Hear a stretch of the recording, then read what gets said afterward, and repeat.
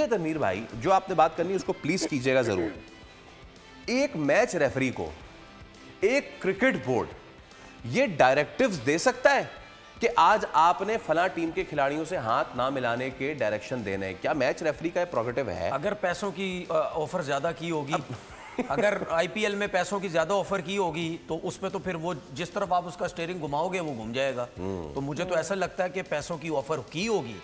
उसकी रीजन मैं बताता हूँ ना भाई, आप दुनिया की कोई भी क्रिकेट खेल रहे हो, चाहे फर्स्ट क्लास क्रिकेट खेल रहे हो चाहे इंटरनेशनल क्रिकेट खेल रहे हो, आपका मैच रेफरी किस लिए होता है?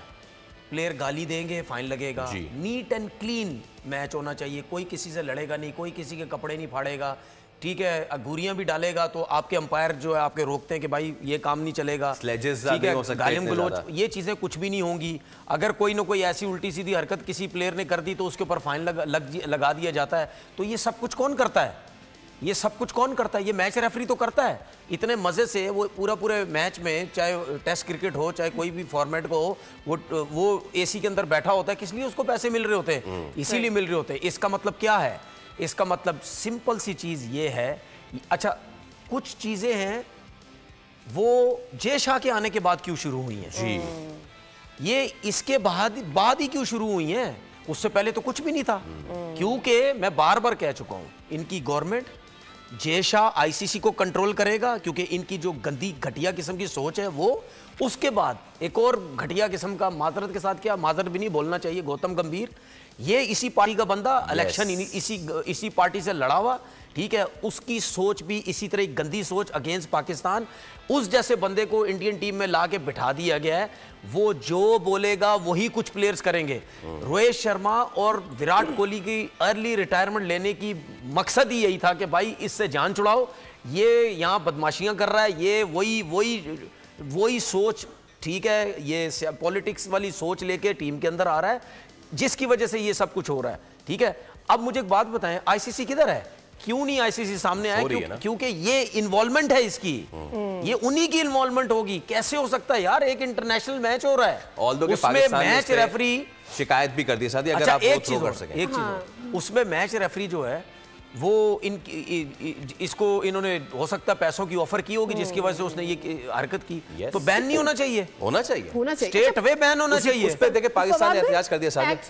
एक तो ये कि पाकिस्तान की जानिब से एहतजाज कर दिया गया है, मोहसिन नकवी साहब ने इसके ऊपर स्ट्रेट फॉरवर्ड एक्शन ले लिया है। विद दैट एक हाथ ना मिलाने वाली बात, do we have that with us already? और मोहसिन नकवी का बयान अगर हम अपनी टेलीविजन स्क्रीन पर चला सके so that I can explain more. दूसरा ये कि एक जो क्लियरली बात इस पर ये भी कर दी गई है कि भाई अगले जो मैचेस है पाकिस्तान उससे बहुत। अच्छा जी, हमें बहुत ही ज्यादा उनका कहना है कि मायूसी हुई जिस तरह का यहाँ पर स्पोर्ट्समैनशिप दिखाई गई है इंडिया की जानिब से।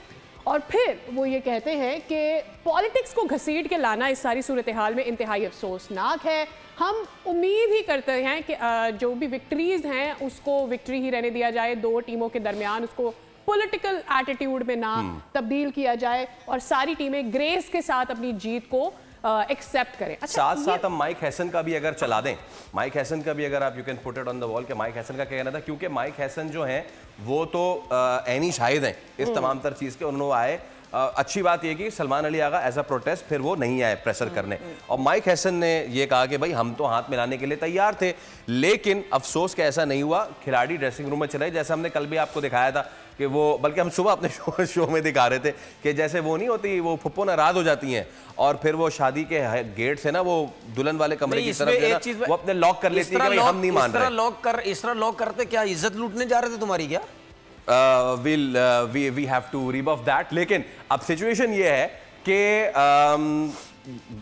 अपने अपने हिस्से में होती है बात भाई, अपने अपने हाथ में होती है। बट ये है कि जिस तरीके से वो अंदर चले गए, मैं इसको रिफ्रेश कर देता हूँ, वो ऐसे चले गए जैसे उनको डराया, बोले बाजी डर गई, और वो अंदर चले गए, उन्होंने कमरे में ताला लगा लिया। इतनी बचकाना हरकत, इतनी बचकाना सोच। और उसका अच्छा, पहले तो आप नहीं, आप एक काम करते ना, आपने हाथ नहीं मिलाना था, आप सीना चौड़ा करके ग्राउंड में खड़े रहते, नहीं मिलाते आप, वो बनता।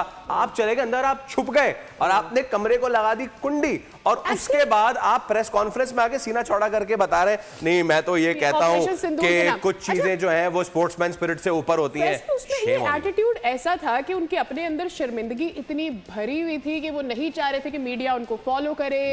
एक्चुअली ड्रेसिंग रूम को बंद करने का यही होता है कि अंदर का माहौल किसी को ना पता चले, और आपको डर ये लग रहा था कि वहां की सूरत हाल कोई जो है वो ना निकाल के ले आए।